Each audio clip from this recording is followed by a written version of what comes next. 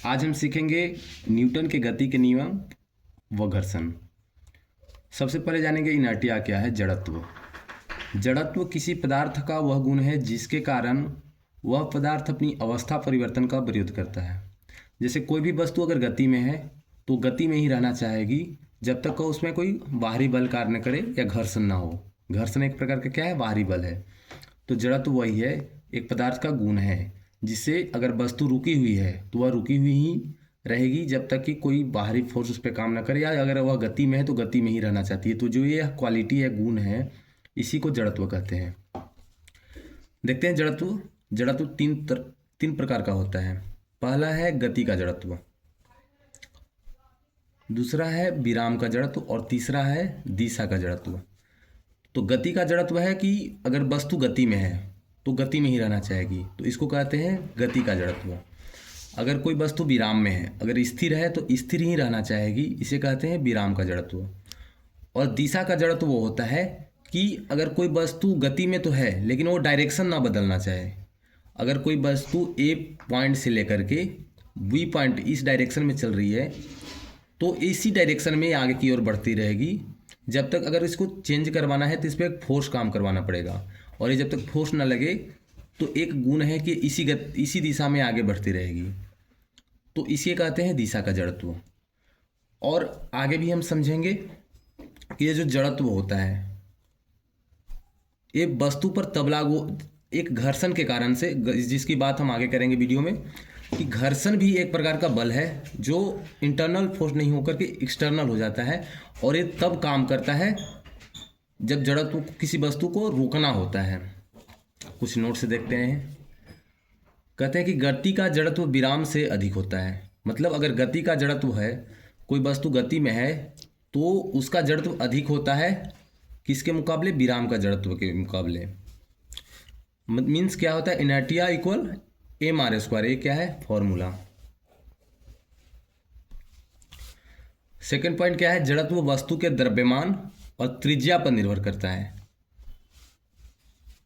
आगे हम जानेंगे law of motion of Newton.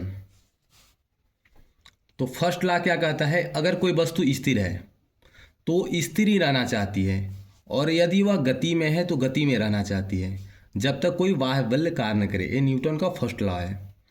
तो अभी हमने जाना कि कोई वस्तु, कोई गेंद अगर है ए पॉइंट से लेकर के बी पॉइंट तक जा रही है कोई भी वेलोसिटी से, अगर ये एम द्रव्यमान का कोई वस्तु यू प्रारंभिक वेल से अगर गति कर रहा है तो इसी स्पीड और इसी स्पीड के साथ वह आगे बढ़ना चाहती है जब तक कोई बाहरी बल इस पर करके कार्य करके इसको रोकना न चाहे। तो ये क्या कहता है, कहलाता है first law of A motion of Newton. इसका कुछ एग्जाम्पल देख लेते हैं।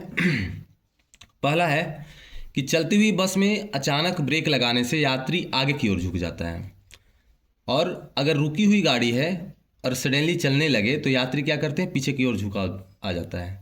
एक क्या कहता है, एग्जाम्पल है पहला। दूसरा है अगर दरी को पीटते हैं छड़ी से तो धूल कण का गिरना, ये भी है फर्स्ट लॉ ऑफ मोशन का एग्जाम्पल।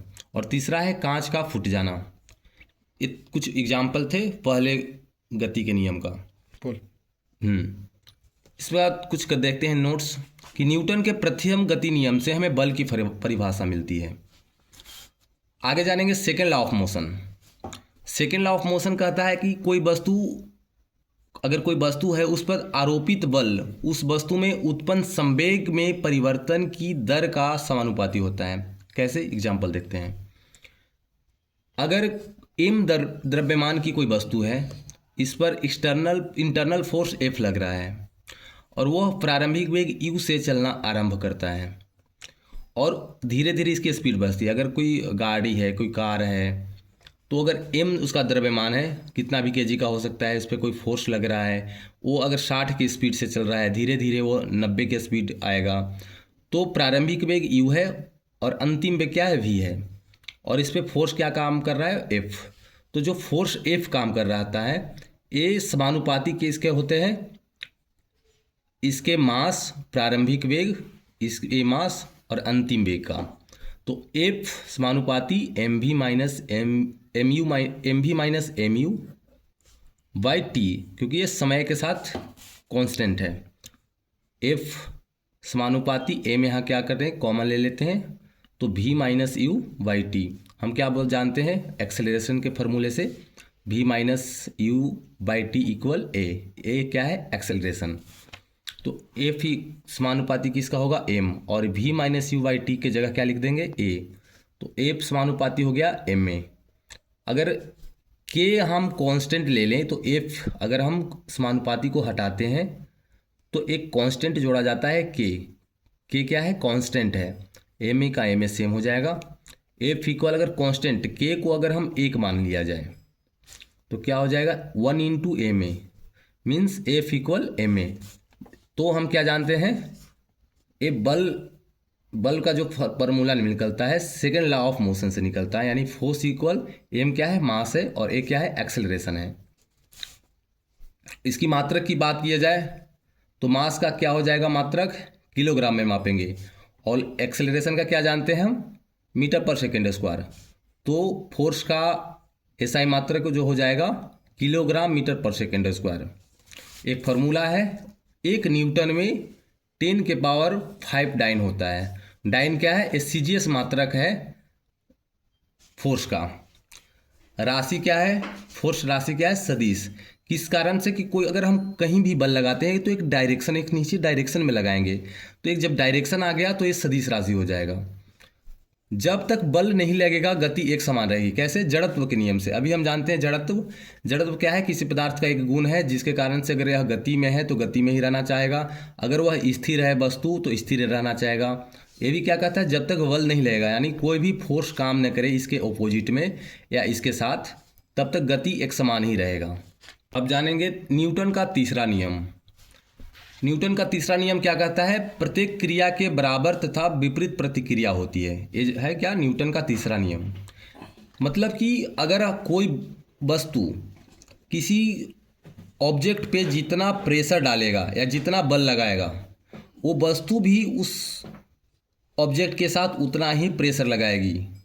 जैसे बंदूक से गोली चलने पर जो चलाने वाला होता है वो पीछे की ओर उसको धक्का मिलता है, तो बंदूक से जितना स्पीड में गोली निकलेगी वो बंदूक उस चलाने वाले पर उतना ही फोर्स काम करेगा। ये क्या कहते हैं न्यूटन का तीसरा गति नियम। एग्जाम्पल है रॉकेट का उड़ना, नाव से कूदने पर नाव के पीछे की ओर हटना। जैसे कोई एक नाव है, इससे कोई अगर कूद रहा है तो ये क्या करता है नाव को पीछे की ओर धक्का देता है, नाव क्या करता है इसको आगे की ओर पुश करता है। यह है न्यूटन का तीसरा गति नियम। कुछ ट्रिक जान लेते हैं, तीनों गति नियम को एक साथ देख लेते हैं। गति या विराम का विरोध करें। गति या विराम का विरोध मतलब कोई किसी कांस्टेंट स्पीड से चल रहा है वो उसी में चलना चाहेगा, अगर इसका विरोध हो रहा है। प्रथम नियम, चोट लगेगा कम लगे या अधिक लगे। जैसे हम किसी ठोस सतह पर कूदते हैं तो ज़्यादा चोट लगती है मुकाबले की अगर किसी गद्दे पे गद्दार चीज़ पे कूदेंगे तो कम चोट लगेगी। यह क्या कहलाता है द्वितीय गति नियम। अगर चोट लगा है तो तृतीय गति नियम। कैसे हम कूदेंगे तो जितना सतह पे हम फोर्स लगा रहे हैं कूदने से वो सतह भी उतना ही हमारे पे प्रेशर डालेगा, तो यह तृतीय नियम। आगे जानेंगे घर्षण फ्रिक्शन। एम द्रव्यमान की कोई वस्तु है,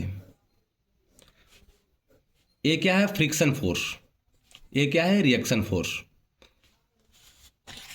कहता है घर्षण बल हमेशा गति के विपरीत दिशा में लगता है। कैसे जैसे कि एम द्रव्यमान का कोई वस्तु है और ये यू वेग से चलना प्रारंभ करता है। मान लिया जाए 10 kg का कोई वस्तु है और वह 5 मीटर पर सेकेंड के स्पीड से चल रहा है, तो जड़त्व क्या करेगा इस मास को इसी गति से चलना प्रारंभ करेगा और ये चलता रहेगा तब जब तक कोई इस पर बाहरी बल नहीं काम करे। ये बाहरी बल क्या है घर्षण फ्रिक्शन।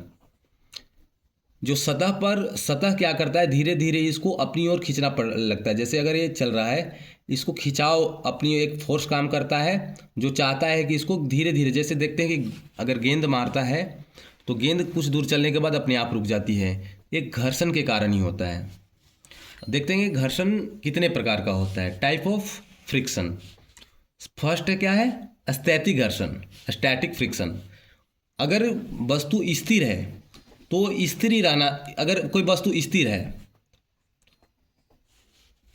तो उस स्थिति में इसको क्या कहेंगे, अस्थैतिक घर्षण। सेकंड क्या है, सीमांत घर्षण, जब वस्तु सरक रही है। तीसरा है सर्पी घर्षण, स्लाइडिंग फ्रिक्शन, जब वस्तु फिसल रही है। और चौथा है लोटनी घर्षण, रोलिंग फ्रिक्शन, मतलब वस्तु जब लुढ़क रही है। अगर वस्तु स्थिर है उस समय जो घर्षण लग रहा है ये स्थिर घर्षण है। अगर वस्तु सरक रही है उस समय जो घर्षण लग रहा है सरकन घर्षण या सीमांत घर्षण। वस्तु अगर फिसल रही है तो सर्पी घर्षण, वस्तु अगर लुढ़क रही है तो लोटनी घर्षण। ये 4 प्रकार के घर्षण है। कुछ देख लेते हैं नोट्स।